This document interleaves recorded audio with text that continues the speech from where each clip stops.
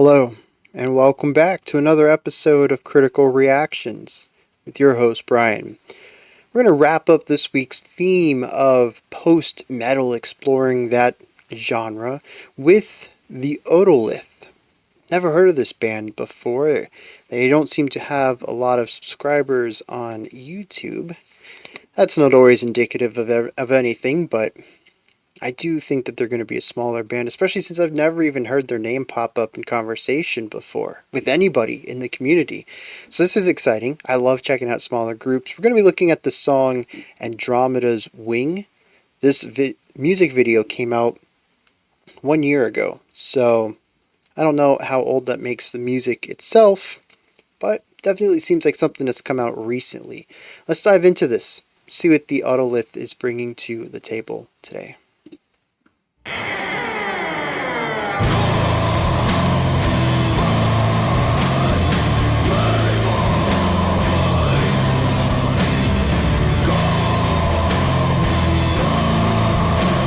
Nice 4/4 going on here.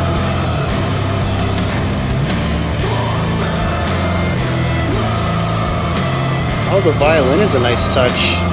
Off over here with its own melody.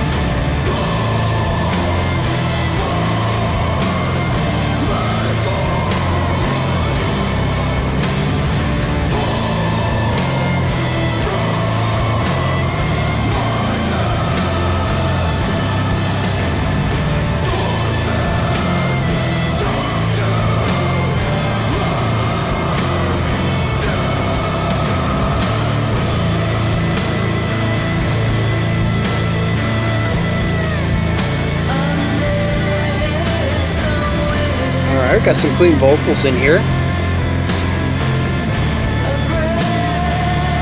Plucked violin over here now, that's a neat addition.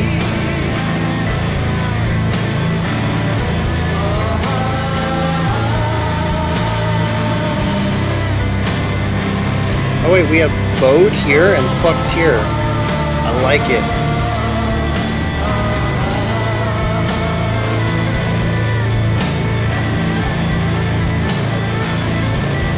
Oh, we have two violinists in the bands.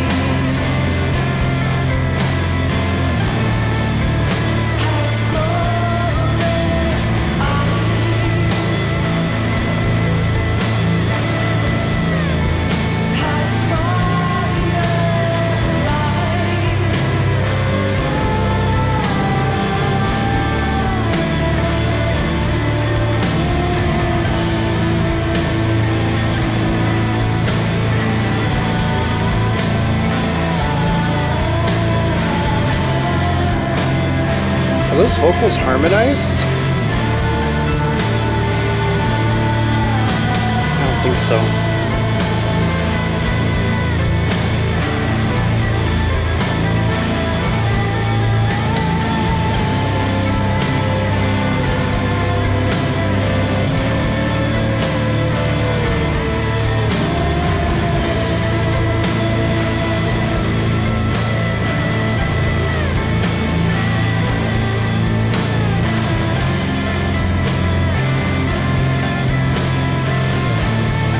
The moving violin work is really keeping the song going forward, because we are in pretty much the same metal element that we were in when we started.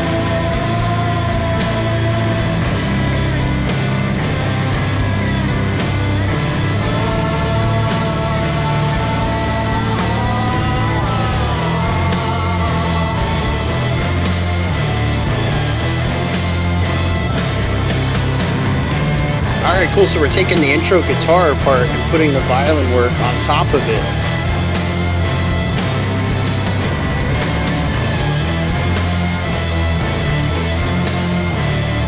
Also, is there some pitch shifting on one of the violins? Because the left side sounds more like a cello now.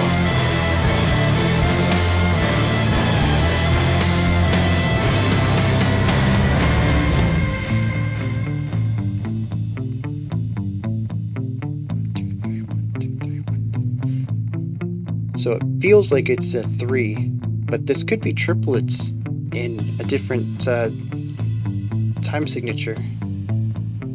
Curious to see where they take this.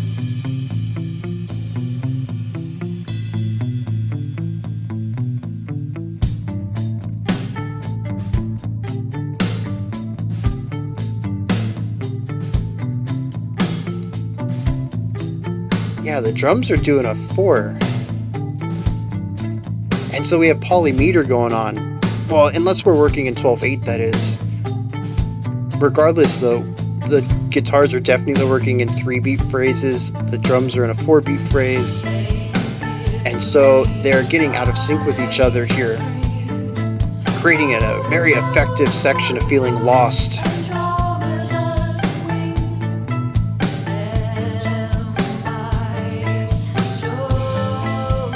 Yeah, this is cool.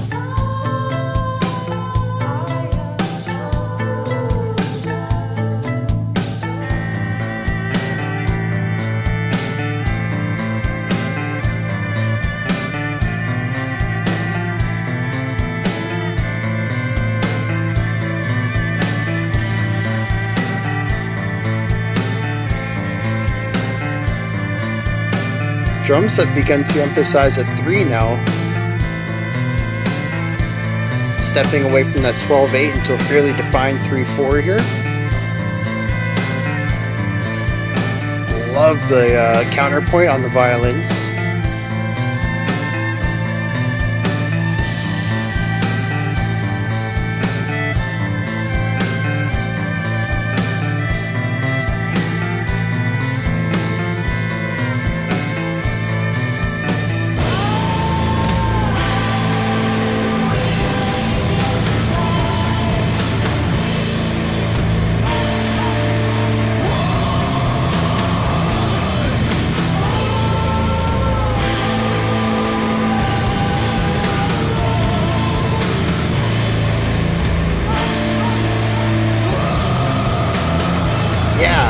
Okay, so it's still 8 bars of 3/4, but it's broken up in very interesting ways to divide it up.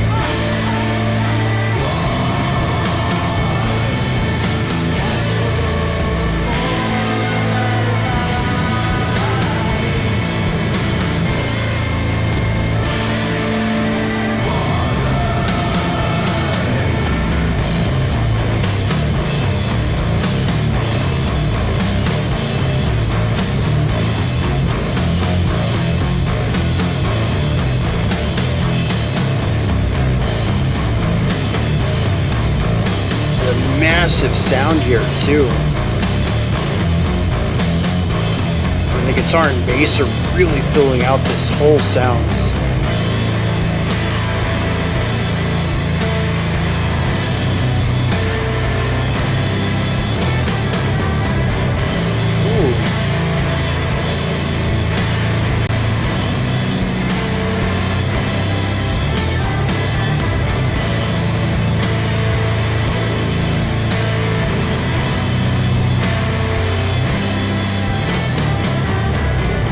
Yeah, 3 bars of 4 and a bar of 5. Okay.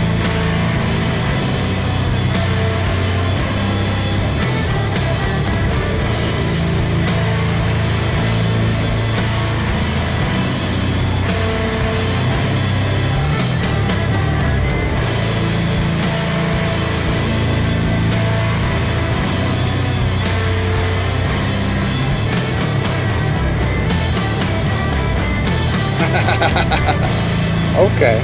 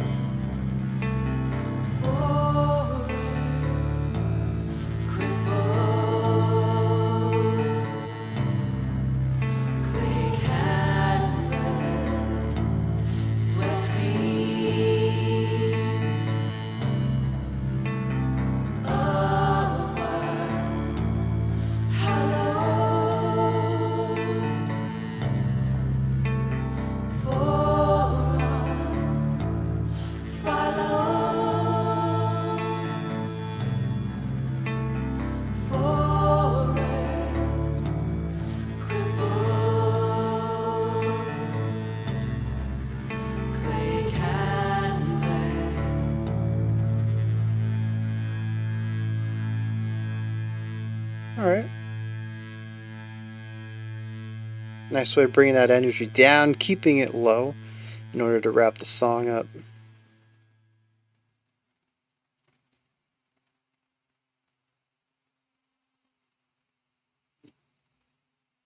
Very cool song. Yeah, a little bit of, definitely fits the post-metal theme of the week, but a bit more progressive. Well, dang. Russian Circles was progressive in its own way this week. Oathbreaker is definitely progressive. Okay, you know what I think? I think post-rock is just a progressive type, or sorry, post-metal is just a progressive type of metal. I mean, I think kind of by definition, the idea is to see what we can do with metal past the genre conventions. I mean, that's kind of the definition for both post-metal and progressive metal. So yeah, I guess that works for all the stuff this week. But yeah, still, this is progressive stuff right here. I love the movement through all of the ideas. I love the dynamics we get across all the ideas. There's so many cool little concepts thrown in here as well. The first I want to focus on is sort of the elephant in the room. It's the most obvious. Timbres, plethora of timbres. When it comes to post-metal, traditionally you have your guitar, your bass, your drums, and your vocalist. And a lot of post-metal uses harsh vocals. We have that here too. But we also have clean vocals. We have two clean vocalists, which I think is pretty cool. And then we also have two violins. And like I mentioned at one time, I think there was some pitch shifting going on one of the violins, which allowed it to dip down into some lower notes. It sounded like we had a cello off to the left at one point in time.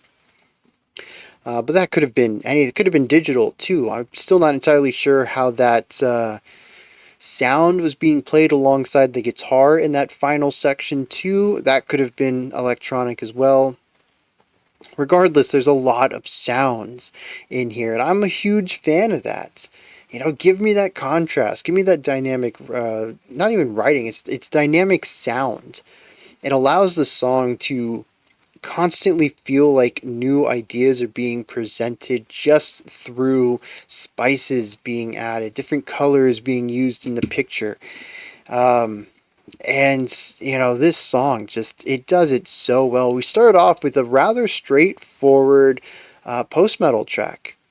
There's growling, there is heavy atmospheric guitars, not really doing licks or riffs or anything like that, just kind of two notes, three sometimes at the most. Sometimes some of the sections only had one note, and it was really just about these emphasized moments where the note itself didn't really matter as long as it was low, meaty, and emphasized on each of these downbeats. And we didn't really move around a lot with this either. But then we shifted from the harsh vocals to the cleans. We brought in the violins. We brought in two violin lines. Both, actually, there's another timbre thing. One was bowed and one was plucked. So, yeah, just variety all over the place. And from this point on, the song just continued to explore new and interesting ideas. Whether it was a new atmosphere, a new type of composition, new composition techniques, all sorts of stuff. The song keeps me on my toes throughout the entire runtime of it. The only criticism I think I'd have for it isn't really objective, it's subjective. As usual with post-metal, some of these sections run on just a little bit too long for my taste, but again, when it comes to post-metal, that's sort of the point of the genre, is heavy atmosphere, wall of sound stuff. And so it's a genre that just doesn't always click with me, and I don't want to detract too many points, not that I rate songs. But I don't want to put too much emphasis on the fact that it is a bit of a static song, that some of the sections we do stick around with them for a long time, simply because, like I said, I think for the intended audience, this song fits really well for what they're looking for. I'm just somebody who enjoys a little bit of a faster pace to my music. Now, speaking about compositional techniques in here, dude, it almost feels like each new section is a what should we add next kind of idea, where at one point we add harmony. We add the two vocals at one point, and I like that. We had harmonized violins, I think, in the same section. We also have Counterpoint in here where the two violins are doing two totally different things. We even have, like I had mentioned, one where it's plucked and one where it's bowed, and those are both doing two things, where the plucked one is more of a rhythmic idea that is also melodic, but the bowed one is a bit more of adding harmonic information, chordal information to the song, while also being melodic as well. But we also have some strong elements of Counterpoint where we just have two legato style melodies being played. This was towards the end of the song, I think about 4-5 minutes into the track, something like that. And yeah, just another point of, oh, I think we also had the vocalists, both of the clean vocalists, doing two different things at one point. I'm not entirely sure about that one for some reason. My gut says it happened. My brain doesn't remember it though. But yeah, so we have Counterpoint and harmony in these places. Just multiple vocal lines, whether they're doing the same thing or doing different things. We have some cool stuff with that. We also have call and response, where we have the clean vocals coming in doing, I don't think they're singing, I think they're vocalizing notes, and then that's being responded by with the harsh vocalist. So we have this cool back and forth there that I thought was pretty cool. We also have a bunch of rhythmic stuff in here. The song starts off in a cool 4/4, but it isn't long until we hear a 3/4 idea from the guitars, and the drums come in under that with a 4/4. We have this Polymeter 3:4 ratio that, as I mentioned, I'd probably write that in 12/8 because it is wildly confusing to read that any other way, unless you're going to write it in specific time signatures for each of the instruments. Although this is rock, and very little of rock gets put into sheet music, so maybe in the end this is all a moot point. But if I were to transcribe it, 12/8, that'd be the way to go. What was cool here is that somewhere, I totally missed this, the drums shifted into the 3/4, and we no longer had this delayed lining up of everything. Because like when you have 3 and 4, if you're counting beats 1, 2, 3, the instruments playing 4 are going to go to 4, but the instruments playing 3 are going to go back to 1. And so these instruments are starting their loop over again, but the instruments playing 4 are finishing their loop. And so when the 3 goes to beat 2, well, now the 4 is on beat 1. And so you got to kind of have this thing where they get out of sync, but over time they slip back into sync. And somewhere along the lines, I'd wager, if I went back and listened, they fluctuated out, came back together, fluctuated out, came back together, and the drums shifted to 3 so that they would always be in pace with each other from that point on. That would be my guess. Primarily because that's probably how I would do it. It just makes the most sense, and it also is the most seamless transition, and it's pretty rare for a time change to slip under my radar. So seamlessness is probably what ended up happening there.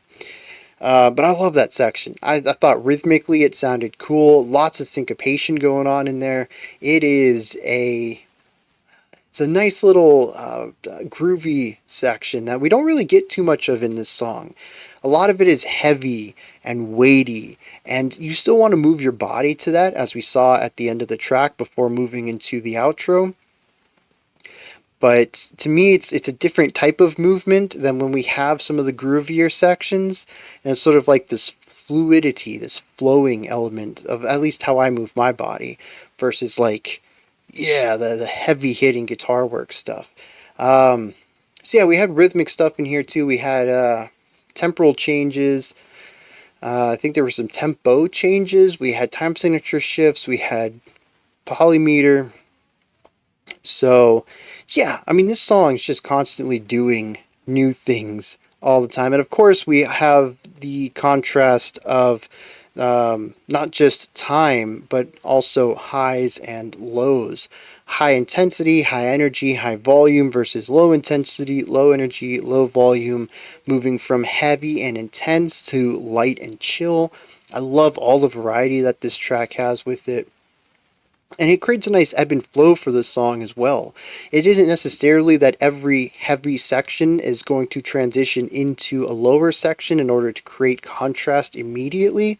Sometimes we will stick with a couple heavy ones before dipping down, but the idea is still that there is peaks and valleys in this track in order to allow it to have this fluidity, to feel like we have these moments to breathe throughout it. I don't know what the song's about. Andromeda's Wing, I mean, we could be talking about the Greek character, we could be talking about the universe, solar system, galaxy. There we go. The Andromeda galaxy, but how Wing plays into that, I'm not entirely sure. But the song, though, generally gives me these heavy, weighty, overbearing sections, and then eventually gives me a moment to breathe, to parse that information, to better understand it, and to catch my breath before we dive into another heavy moment. And so I like how it contrasts this weight and power with this light beauty.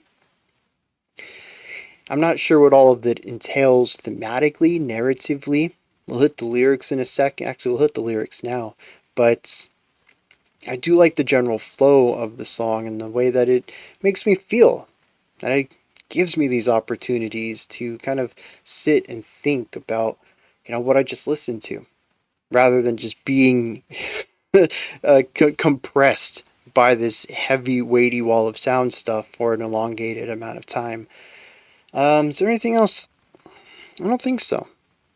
I think I've praised everything I wanted to on this.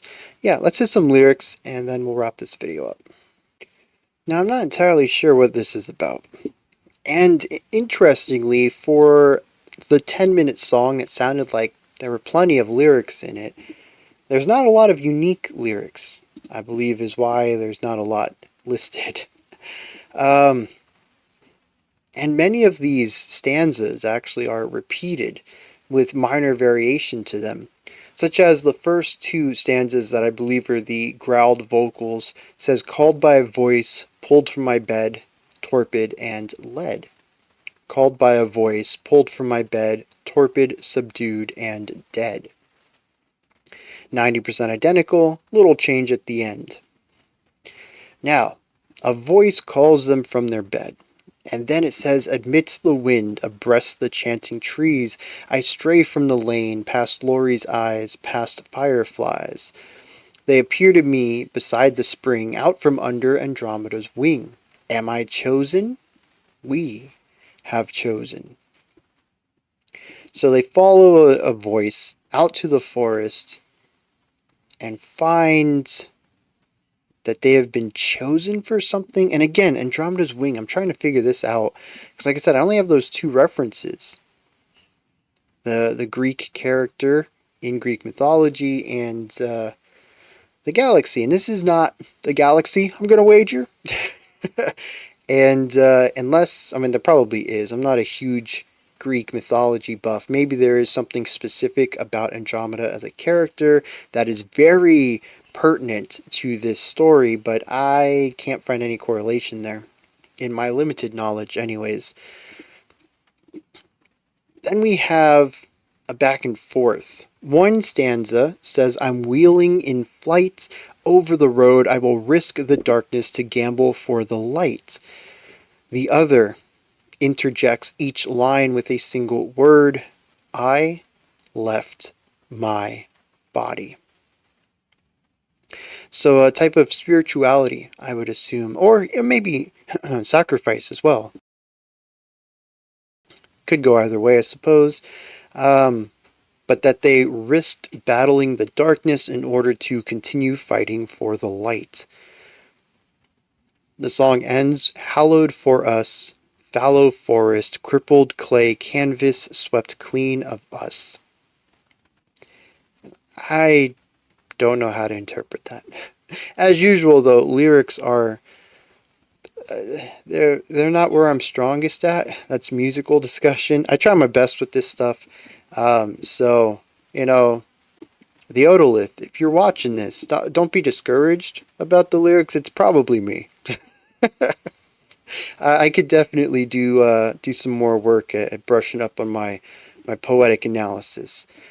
But I'm doing pretty good. Better than I was years ago. Anyways, like I said, I'm not too sure how to read into this. Maybe it is just a little story of somebody who was pulled from a life of mediocrity, where every day was the same, and they got to be chosen to be someone who fights the darkness in order to save the light. I don't know, maybe that's just a metaphor for something else, and I'm missing that as well. Regardless, those are my thoughts. The Otolith's Andromeda's Wing. Let me know what you thought of this song. If there's anything in here that stood out to you, anything that you'd like to add on to what I said or correct me on, maybe you just have a different reading or interpretation of the track in any way, please put all of that stuff down in the comments section. Above that, in the description box, you'll find a link to Linktree. It takes you here. You can find links to my music, ways to support the channel, a link to the Discord server, and so much more. Above that, if you could, like, subscribe, and ring the bell. I greatly appreciate all three of those. Alright, that wraps it up for this one. We do have some brand new music coming out next. We're going to check out something new. I don't know what exactly. There's been some really great new music come out in the last couple of weeks. But yeah, we'll do a reaction analysis of something new. And then, of course, I'll be back tomorrow, 5 p.m. Eastern Standard Time, 9 p.m. UTC. As usual, we'll check out a full album. Alright, until next time, remember to be critical, not cynical, of the music you listen to, and have a fantastic morning, afternoon, or evening, whenever you choose to watch my videos.